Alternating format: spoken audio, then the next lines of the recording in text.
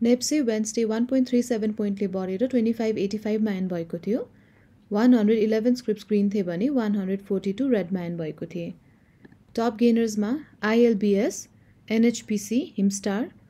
Top लुजर्समा GBLBS, क्वार्बल, SMHL। Top टर्नओभरमा SYPNL, MFIL, TPC। टप भोल्युममा TPC, NGPL, MFIL। र टप ट्रान्ज्याक्सनमा SYPNL, SAIL र बन्दीपुर छन्। वेन्सडेको क्यान्डल हेर्दाखेरि small doji green indecision candle बनेर एन्ड भएको छ र लास्ट 2 डेज नै ट्युजडे र वेन्सडे दुवै दिन ग्रीन क्यान्डलमा एन्ड भएको छन्। ट्युजडे 3.43 को भोल्युम आएको थियो भने वेन्सडे स्लाइटली घटेर 3.2 को भोल्युम आएको छ र एज यु क्यान सी हाम्रो सपोर्ट भन्दा माथि फेरि माथि नै एन्ड भएको छ। Let's look at the hourly candle.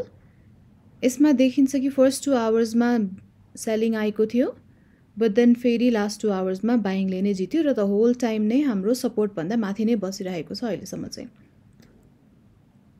र यसमा अर्को के देखिन्छ भन्दाखेरि बाइङको भोल्युम धेरै आएको जस्तो देखिन्छ बट देन अलिकति डिपली हेर्दाखेरि चाहिँ बाइङ र सेलिङको भोल्युम समवट सिमिलर नै आएको छ। बाइङले खासै धेरै जितेको चाहिँ छैन। एकचोटि विकली हेरौँ अब के भएको थियो भन्दा विकलीमा रेड क्यान्डलै बनेर एन्ड भयो र रेड क्यान्डल नै बने पनि हाम्रो 2580 को सपोर्ट भन्दा माथि नै गएर क्लोजिङ दिएको छ। विकली भोल्युम पनि तपाईँ देख्न सक्नुहुन्छ। लास्ट विक 19 को छ भने दिस विक 14 अर्बको मात्रै आएको छ र यो विक ट्रेडिङ डेज पनि अलिक कम थियो है, एक दिन कम थियो। हामीले हेर्नुपर्ने भनेको सपोर्टलाई कतिको रेस्पेक्ट गर्छ भनेर हेर्न खोजिरहेछौँ। लास्ट विक र यो विक दुईटै नै हप्ता सपोर्टलाई रेस्पेक्ट गरेर माथि नै एन्ड भएको छ। Let's see what happens in the next week. We are hoping for this big green candle. अहिलेसम्म यो तल किनेको हो भने अहिलेसम्म स्टप लस हिट भएको नहुनुपर्ने हो मोस्ट अफ द स्टक्सहरूमा and we are hoping for a chance some profit निकाल्न in the coming week if यस्तो खालको क्यान्डल बन्यो भने।